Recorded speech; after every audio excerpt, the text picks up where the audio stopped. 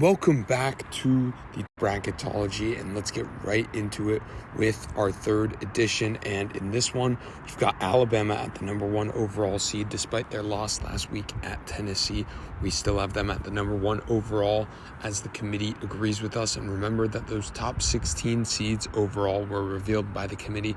So I have very few changes since then, since those were released on Saturday, but I updated them a little bit with the action that happened on Saturday, Sunday, and then Monday. So Alabama at the 1 seed despite that loss.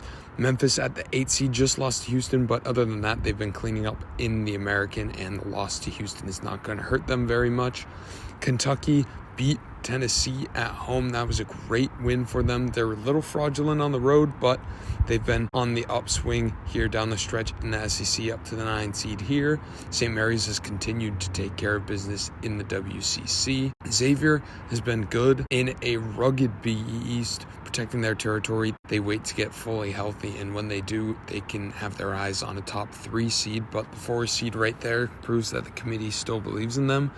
Maryland at the 6 seed has been on the up and up. Despite their loss at Nebraska on Sunday, they did beat Purdue at home, and since Purdue was the number 1 overall seed before that, then it's a net gain for the Terps here. Number 3 seed Virginia has continued scooping up the ACC here, and the number 2 team, who we'll get to in a little bit, Miami, is just hoping that they'll slip up, but it doesn't look like they will.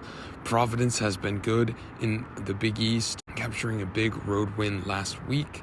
Number 10, Rutgers has been solid in the Big Ten and just won a pivotal bubble matchup with Wisconsin today. Number 2, Baylor plays against Kansas State, and we have a betting lock on that one tomorrow. They lost against Kansas over the weekend, but be sure to subscribe to the Discord. Click the link in the top right to join that and get our free plays. We are up just about 20 units on the year at this point. Midwest, number 1 seed Houston. Again, Houston's number 1 overall in the AP poll, but Alabama beat them head-to-head, so I don't see any way that Houston can be the number 1 overall seed here. They can't really complain too much with that number 1 seed in the Midwest. Texas A&M has been on fire. We also have a play in their game against Tennessee, and Texas A&M just beat Missouri at home in SEC play, so they've been looking very solid there. They could be honing for a 2 seed if they can beat Tennessee, perhaps even the outright SEC win. NC State beat North Carolina in that rivalry matchup, but lost against Syracuse, so an up and down week has them at the 9 seed despite being ranked last week. Number 5, Creighton, we've got also in a betting lock against Marquette in Big East play. They've been very good since they've gotten healthy, and they're up to the 5 seed here, eyeing down Gonzaga at the 4 seed, who has taken care of business for the most part in the WCC, blowing out LMU by 40 after losing to them at home. Gonzaga looks to be very strong, and the committee had them in their top 4, so nothing for me to say there. TCU just lost to Kansas, but are just getting healthy, put up 100 points against Oklahoma State on Saturday, so they are a good fit at the 6 seed here. Tennessee just lost at Kentucky, but they're at a neutral on the week after they beat Bama at home decisively. They're still reeling from the top 2 seeds after those consecutive losses to Missouri and at Vanderbilt by 1 a pop on the buzzer beaters. We'll see how they respond at Texas A&M. Michigan State has been good. Despite losing at Michigan in the rivalry game, we can't really fault them too much this week. They got one of their games postponed against what would be an easy win against Minnesota due to the shootings there, so we'll keep them at the 7 seed for now. I'm sure the committee is looking into that closely. Number 10, Missouri falls after losing at Texas A&M. They've got a pivotal matchup with bubble team Mississippi State to see if they can secure this 10 seed. They have a pretty favorable schedule down the stretch, so we'll see where they end up by Selection Sunday with 2 weeks to go in conference play. Texas, number 2, they've been solid in the Big 12, and they're eyeing that matchup with Kansas in the final weekend of the season. Now let's move on to the bottom part of the bracket, and again, we have Kansas just scored that great win over TCU. They are also looking forward to that game against Texas, as I just mentioned. Boise State has been solid in the Mountain West, besides their loss to San Diego State. Auburn, number 9, has really not done anything in their resume. Their out-of-conference wins really don't look that good. They have out-of-conference losses to Memphis and USC, and they really haven't beaten many folks. That game against Alabama will come back to bite them. They're only the 9 seed right now, but I could easily see them at the 10 or the 11 down the stretch here. UConn at the 5 has stayed strong in a tough Big East, but they're really holding on to that undefeated start in conference play where they beat Oregon and Iowa State, among others. Indiana, the 4, has really come to play in the Big Ten here, but they have a tough one at Michigan State. We'll see if they can prevail there. They just beat Illinois over the weekend in a close game at home, but they've done well to protect their home court this year. San Diego State has been solid in the Mountain West all year. Their out-of-conference slate was not very strong in terms of their wins. They lost to Arizona and what was number 9 Arkansas at the time, but now those losses don't look as good, so we'll see how San Diego State is.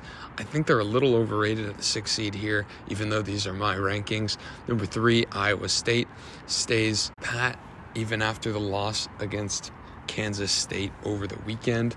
Illinois, again, lost to Indiana, but they stay at the 7 seed as they've been otherwise pretty solid in Big Ten play. They've got a couple marquee wins out of conference as well. Number 10, West Virginia just drubbed Oklahoma State to get them onto the same line with them, and West Virginia has a pretty favorable schedule down the stretch. Obviously, nothing's going to be ideal in the Big 12. You're going to have the tough games, but West Virginia, we'll see how they can finish and do in the Big 12 tournament. Arizona, number 2 seed, has continued cleaning up the Pac-12. They look forward to 2 away games against the LA schools, but first they've got a showdown with Arizona State in the rivalry game. Purdue, as I mentioned, lost to Maryland this week, but picked up a rebound win on Sunday. Arkansas at the 8 has really been falling in the SEC. We'll see how they can wrap up there. Nevada lost at Utah State, but before that they had a solid win streak going in the Mountain West against some of the top teams, and Utah State on the road is a tough place to play. They don't really get dinged too much for that loss. Miami is a team who's been red hot in the ACC, but Virginia Tech is favored against them tomorrow. We'll see what happens in that one. Marquette, number 4, a big dog against Creighton, despite having better ranking in Big East play. Duke at the 6th seed has taken care of business as of late. Good wins over Syracuse and UNC last week keep them near the top of the table in the ACC. We'll see how they wrap up. Number 11 seed Iowa has taken care of business in the Big Ten, just lost by 20 though at Northwestern. We'll see where they go from here as they're very much on the bubble. Number 3 seed K-State has a big game against Baylor at home. They probably need to win it to keep their 3 seed. So we'll see what happens in that one. Northwestern at the 7 seed here has been on fire down the stretch in the Big Ten, and now they're ranked. Congrats to them. It looks like they will be getting their 2nd ever tournament bid. Number 10, Oklahoma State has lost 2 in a row, but in really tough places to play. They have a very favorable schedule down the stretch, so I think they can improve their seeding if they can take care of business. UCLA at the 2 seed has taken care of business in Pac-12. We'll see how they can finish against the Arizona schools at home after a trip to the mountains against Utah and Colorado. Finally, let's get into the bubble picture here, as always, and the final 4 teams, Utah State, USC, and Mississippi State, and all of these teams are not really looking great. Utah State just beat Nevada to get them onto this line. I just bounced them in over New Mexico, so they are currently in, but very much on the bubble. They want to finish strong. USC took care of the Washington schools. We'll see how they can do against the mountain schools, Utah and Colorado, on the road this week. Mississippi State has a tough game at Missouri, but they've been very good down the stretch here in the grand scheme of things in SEC play. We'll see how they can finish off there. Texas Tech I have out, but really a lot of people don't even see them as being on the bubble, but the metrics really like this Texas Tech team, and they've been hot down the stretch here, winning their last 3 in Big 12 play. They have a big game against Oklahoma, though, on this Tuesday. Penn State has been very up and down in Big Ten play. they're out right now, but need to finish strong. New Mexico had that losing stretch of 3 consecutive games in the Mountain West. And finally, North Carolina has 4 more games, 2 at home against Duke and Virginia, and they really haven't beat many tournament teams yet, so they'll need to win one of those 2 home games and then win at Notre Dame and at Florida State, which could be quad 3 losses if they don't prevail in those.